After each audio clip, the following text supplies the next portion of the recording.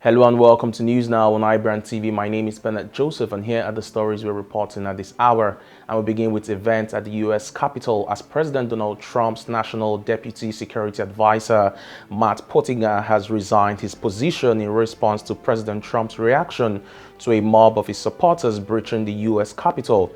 Several of Trump's top national security aides, including National Security Advisor Robert O'Brien, are considering resigning in the wake of President Trump's response to a day of chaos and violence, according to multiple sources familiar with their thinking. Deputy Chief of Staff Chris Liddell is also said to be considering resigning from the Trump's administration. Meanwhile, President Donald Trump has assured that there would be a transition peacefully done on the 20th of January 2021. He said this hours after a joint session of the U.S. Congress affirmed the electoral win by President-elect Joe Biden of the Democratic Party. President Donald Trump said, quote, "Even though I totally disagree with the outcome of the election and the facts bear me out, nevertheless, there will be an orderly transition on January 20th.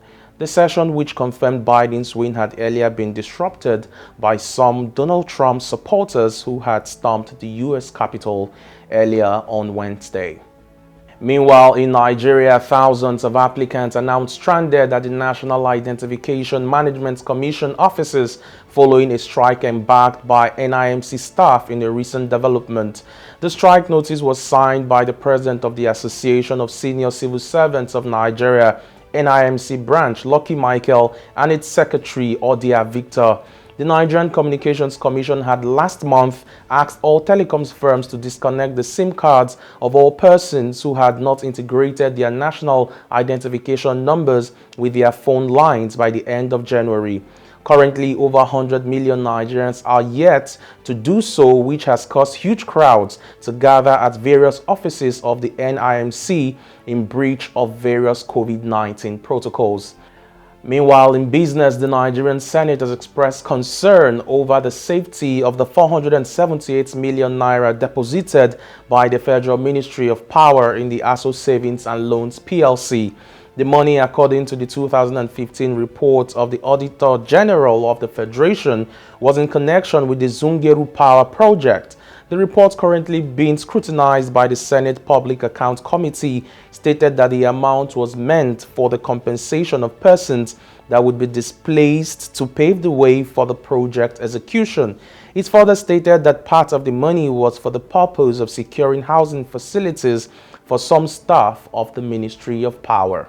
Meanwhile, Nigeria and other oil-producing African countries are likely to lose an estimated 1 trillion naira in oil export revenues over the next 20 years as prices are forecast to remain low, according to a new report by PricewaterhouseCoopers.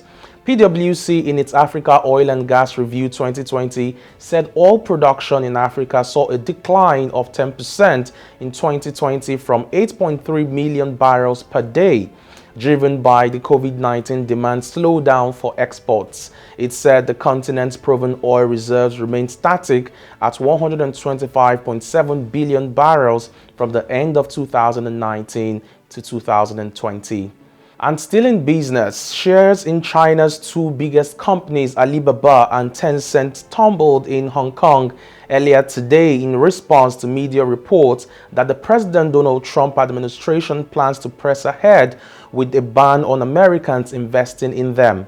E-commerce titan Alibaba sank more than 4%, and internet powerhouse Tencent shed 3.3% in the morning trade after the Wall Street Journal said officials in multiple government departments were assessing the impact of an investment bank.